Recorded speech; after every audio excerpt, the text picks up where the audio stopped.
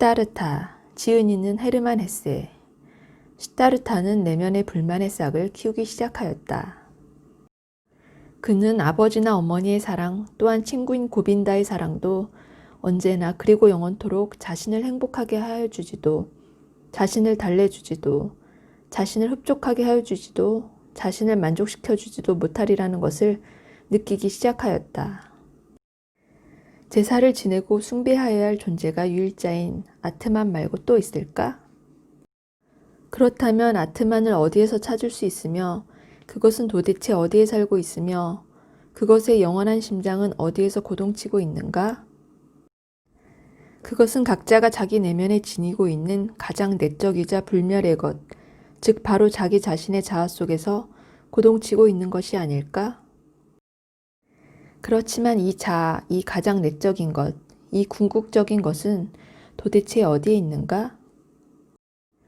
언젠가 사문들이 시다르타가 살고 있는 도시를 지나간 적이 있었는데 순리 행각을 하는 고행자인 그들 세 남자는 바싹 마른 데다 기운이 다 빠져 있었으며 늙지도 젊지도 않았으며 어깨는 먼지와 피투성이었으며 거의 벌거벗다시피 한 몸뚱이는 햇볕에 그을려 있었으며 고독에 쌓여 있었으며 속세에는 낯설고 적대적이었으며 인간 세상과는 아무 상관없는 딴 세상 사람, 마치 바싹 마른 재칼 같았다. 그러나 그들의 뒤에서는 소리 없는 정열의 향기가, 자기를 파괴하는 헌신의 향기가, 가차없는 자기 초탈의 향기가 바람결에 확 풍겨왔다. 시다르타가 말하였다. 아버님, 아버님의 허락을 받으려고 왔습니다.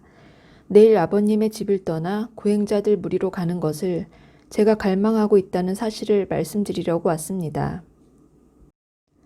사문이 되는 것은 저의 간절한 소망입니다.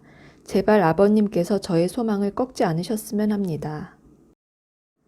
시다르타는 입고 있던 옷을 거리의 한 가난한 바람문에게 주어버렸다. 그는 이제 띠로 겨우 치부만을 가린 채 바느질도 하지 않은 흑빛의 배를 겉에 걸쳐 입고 있었다. 그는 하루에 딱 한 끼니만 식사를 하였으며 게다가 익힌 음식은 결코 입에 대지 않았다. 그는 15세 동안 단식을 하였다.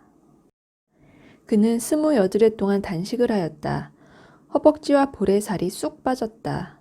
퀭하여진 두 눈에서는 열정적인 꿈들이 가물가물 타올랐으며 앙상하게 뼈만 남은 손가락들 끝에서는 길게 자라났고 턱에는 윤기를 잃은 털이 더부룩하게 자라났다. 여자들과 마주칠 때면 그의 눈빛이 얼음처럼 차가워졌으며 도시를 지나다 아름답게 치장한 사람들을 볼 때면 그의 입은 멸시의 감정으로 일그러졌다.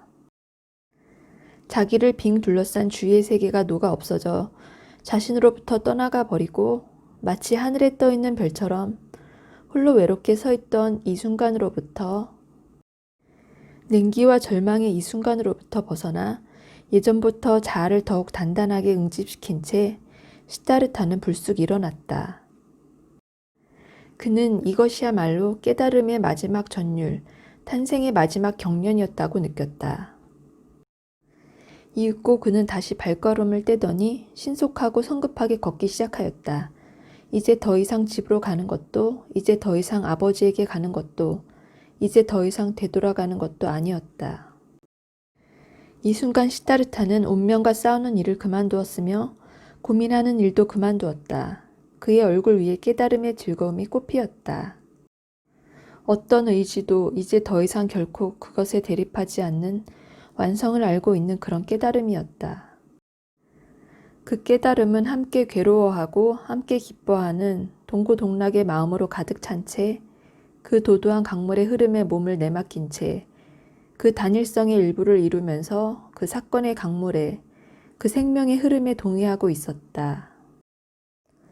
시간이라는 것이 존재하는지 그렇지 않은지조차 이러한 직관을 하는데 걸린 시간이 1초인지 100년인조차 이제 더 이상 알지 못한 채 시다르타라는 어떤 한 인간, 고타마라는 어떤 한 인간, 너와 나라는 존재가 있는지 없는지조차 이제 더 이상 알지 못한 채 마음속 가장 내밀한 곳이 어떤 신성한 화살에 맞아 상처를 입었는데 그 상처 부위가 달콤한 맛을 내기라도 하는 것처럼 마음속 가장 내밀한 곳이 마술에 걸려 녹아 없어져 버리기라도 한 것처럼 고빈다는 그 후에도 여전히 한참 동안 자기가 방금 전에 막 입을 맞추었고 방금 전까지만 해도 모든 형상들과 모든 생성과 모든 존재의 무대였었던 바로 그 시타르타의 고요한 얼굴 위에 몸을 굽힌 채 그대로 서 있었다.